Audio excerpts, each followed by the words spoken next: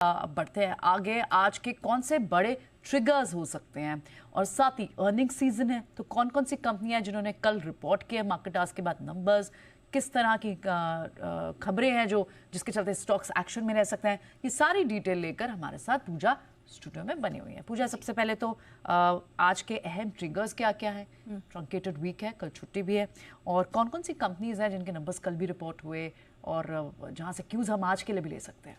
बिल्कुल, सबसे पहले शुरुआत ट्रिगर से करेंगे और उसके बाद नतीजे भी आपको एक एक करके बताते हैं। आज अहम नतीजों में वायदा बाजार से काफी सारा एक्शन दिखाई देगा। निफ्टी की कोई बड़ी कंपनी आज नतीजे घोषित नहीं करेगी, लेकिन एफएनओ से अगर देखें तो एक्साइड इंडस्ट्रीज, सोना, बीएलडब्ल्यू प्रिसिशन, फेडरल बैंक, बंधन bank, Indus tower, IOC, Phoenix mills, JSPL और वरुण बेवरेजेस, वेदांता, जेएसपीएल जैसी कंपनियां अपने नतीजे घोषित करेंगी। तो आज लिस्ट लंबी है एफएनओ रिजल्ट्स की, उस पर आज फोकस रहेगा। इंडस टावर बोर्ड की बैठक तो होगी, उसमें नतीजे तो आएंगे। इसके अलावा बोनस, बायबैक और डिविडेंड को लेकर भी आज फैसला आ सकता है। पारस डिफेंस पर भी नजर रखिए, बोर्ड की बैठक हुई जिसमें कि नतीजों की बात तो करेंगे, लेकिन इसके अलावा स्टॉक स्प्लिट और डिविडेंड को लेकर भी कुछ फैसला यहां पर आ सकता है। और इसके अलावा नेटको, यहां पर करीब करीब 4 करोड़ शेयर्स जो नॉन प्रमोटर्स को इशू हुए थे वो लिस्टेड होंगे। तो ये कुछ अहम ट्रिगर्स हैं। इसके अलावा RBI monetary and credit information की समीक्षा होगी और कैबिनेट की भी बैठक होगी जिसमें कुछ बड़े फैसले यहां पर निकल कर आ सकते हैं। ग्लोबल मार्केट्स में यूरोप और यूएस में पहली तिमाही की जीडीपी के आंकड़े घोषित होंगे, तो इस पर भी नजर रहेगी। प्राइमरी मार्केट में एथर एनर्जी आईपीओ आज बंद होगा। दूसरे दिन की बात करें तो ये आईपीओ अभी तक 30 गुना सब्सक्राइब हुआ है, जिसमें कि जो रिटेल पोर्शन है वो करीब 1.17 टाइम्स सब्सक्राइब हुआ है और एनआईए हिस्सा है जो 28% यहाँ पर सब्सक्रिप्शन देखने को मिला। अब आते हैं नतीजों पर। निफ्टी में कल बाजार बंद होने के बाद बजाज फिनसर्व ने अपने नतीजे घोषित किए। नतीजे स्टेबल ही थे। ब्याज में 21% की ग्रोथ आई है, मुनाफा 16% बढ़ा कंपनी का, और जनरल इंश्योरेंस के कारोबार में तो हमने 4% की गिरावट देखी है, लेकिन लाइफ इंश्योरेंस के नतीजों में अच्छी बढ़त थी और इनका जो एसेट मैनेजमेंट कारोबार है वहां पर भी एक रिकॉर्ड ग्रोथ देखने को मिली एयूएम्स में।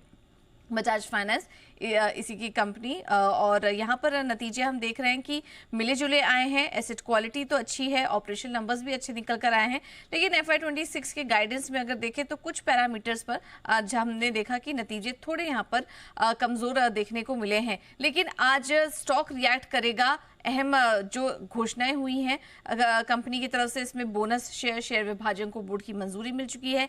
1/4 बोनस शेयर को मंजूरी मिल चुकी है, 1 का 2 शेयर में विभाजन को मंजूरी मिल चुकी है, और इसके अलावा स्पेशल डिविडेंड 12 रुपए प्रति शेयर का और 44 रुपए प्रति शेयर के फाइनल डिविडेंड का भी ऐलान किया है। तो स्टॉक आज इस खबर पर भी रिएक्ट करता हुआ नजर आएगा।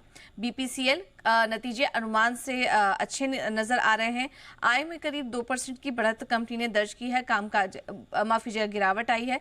कामकाजी मुनाफा 2% बढ़ा है कंपनी का। मार्जिन 7% पर स्टेबल और मुनाफा 30% घटा है। हालांकि और बड़ी गिरावट की हम अनुमान कर रहे थे, लेकिन बीपीसीएल के numbers on the face of it अनुमान से बेहतर नजर आ रहे हैं। ठीक है, ये तो बात हो गई नंबर्स की।